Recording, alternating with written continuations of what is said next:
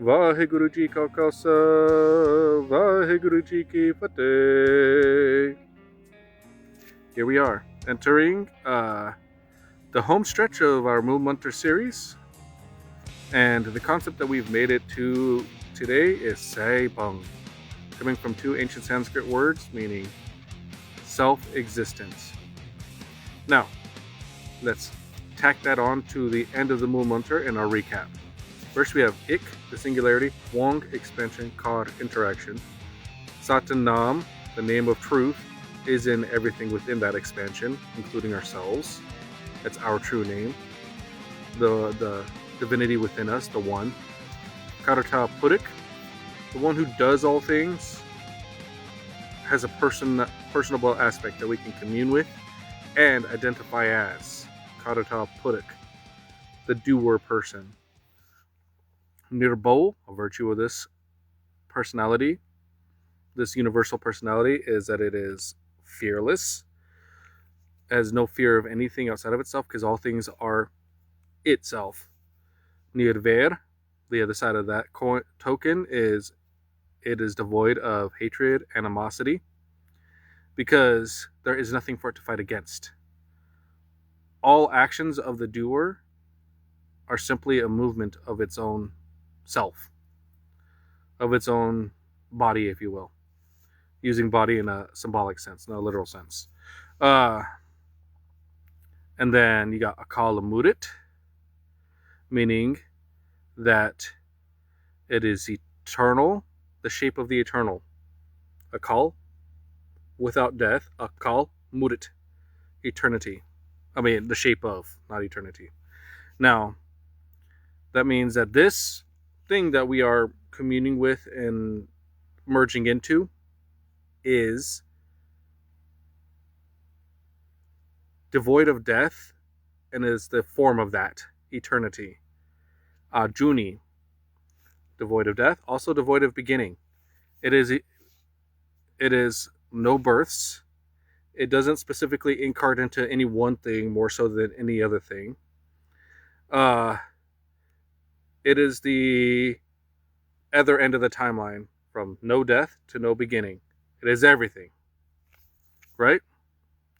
Which introduces us to a concept that makes this philosophy a little bit more complicated than a strict pantheistic worldview. Introduces us to the fact that the physical universe around us is not the whole picture. The underlying spirit, it has always been and will always be, no matter what happens to the world, to the universe, to everything physical that we can interact with. Right? Now, after Ajuni, we got Seybhang. Further enhances that concept of it is eternal and underlying existence. It is the energy that cannot be destroyed. Seybhang, self-existent. After no death and no birth, it exists of itself. Whereas any one of us, at least if we take our bodies and our personal egos, we relied on the existence of our ancestors to be here. We rely on all the food and air that we breathe and everything that sustains us as individuals in this lifetime. We are so wrapped up in all these things that are contingent upon another aspect of the universe to be. But as all of these concepts are also states of mind that we can meditate ourselves into, let's understand that Seybhang, self-existence, is also a state of mind that is edified by everything prior to it in the Mool Mantra. When we become Seybhang, self-existent, that means that all of the situations regarding our personal lives and our cultures and our societies are temporary things that we will address as needed, but are not our true identity. We have chosen to rise above the temporary into the eternal when we become Seybhang, self-existent. Our soul, or our spirit, or our energy begins to align with the energetic potential of the whole universe as we push ourselves into a Seybhang mentality that has no beginning, no end, no beginning, no fear, no hatred, and has implanted itself throughout the whole universe. And we move and do actions in this consciousness of self-existence, right? That's why ours is the responsibility of building the future. We don't prepare for the end. There is no end for us. Nor do we disregard everything that comes before us, because there is no beginning for us either. So, bear that in mind. Now let's take what self-existent Seybhang would mean on a cosmic scale. That means that there was a time before time. I addressed this in the Ajuni video, right? Where there was creative potential and energy that existed, that maybe someone who wants to simplify might call God.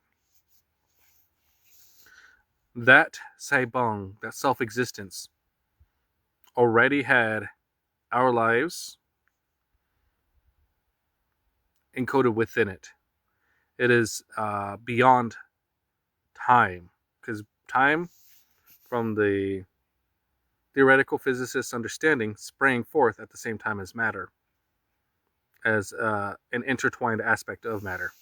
Now, obviously, theoretical physics is just that, theoretical, but it helps.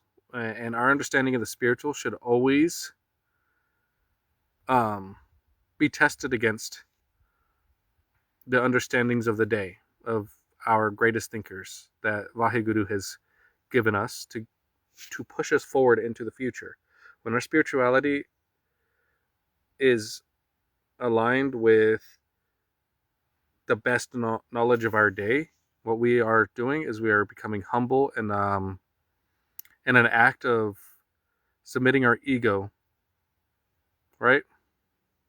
Some things will be wrong, some things will be correct, some things will be expanded upon, but always have an open mind to what the message is and to what the culture that you're a part of has to teach you. Filter it through Gurbani. And that's what I'm attempting to do with these explanations of Mool Mantra, right? Seybhang, self-existent. These things have always, this eternity has always been. It exists upon itself. It supports itself. The energy cannot be destroyed or created. That's a law that scientists have made. What is the spirit but the energetic potential of everything, conglomerated into a unity? And as we meditate, we become closer to that unity as our personal ego and our small-mindedness submits itself to the greater whole. Now, these things are things that we should be reminding ourselves of as consistently as possible. And we should also remember that in the Hukam, the great order of the things, our lives are a part of that, and is a gift to us to be in, right? We are not intended to be ascetics. I mean, small bursts of taking a break from drama and politics is healthy, but ours is to spread awareness of oneness to everything that's capable of benefiting from it, right? So when we practice and we internalize self-existence, Seybhang, remember that that does not mean my current personality that's been shaped by my life, right? Silly things like, I don't know, my gender, my tastes. Those things are all contained within one lifespan. The eternal is the energy beneath it, the thing that gives it animation, so to speak. Seibang, self-existent. When there, before the universe, this energetic potential existed. When the universe dissipates or refreshes or um, rips apart, whatever theoretical physics theory that personally seems most likely to you, whenever that should happen, the energy will still be there, whether spread out or contracted back to, or contracted back. It's still there, and it will always be there. You can't destroy it. You can't destroy us. You destroy our bodies. You could destroy our legacy. You could destroy many, many aspects about us, and the impact that that will have will always only be temporary, right? But the true aspect of me that is the same as the true aspect of anyone watching this video cannot be destroyed and will not be destroyed. And when we submit our ego and align with that, that pushes us towards the part of ourselves that can never die and can never be done away with. We have to be willing to shed all aspects of our personal egos in order to attain a sense of enlightenment or a sense of immortality. Seibang, self-existent, right? Just the spark of awareness is what gives us life. We exist. Therefore we are. Right? Now, the spelling of Seibang has the sasa with the, I forget the vowel sign, but looks like two diacritics over the sasa with the bapa, and has a diacritic with the nasal right? And my personal take on that, maybe because Punjabi is not my mother tongue, so like I pay attention to the way things sound because I hope that I can pronounce things well. That nasalized sound symbolized from that diacritic, to me, it's a weird middle ground between a sound that goes on forever, a vowel, and a consonant. Sai bang.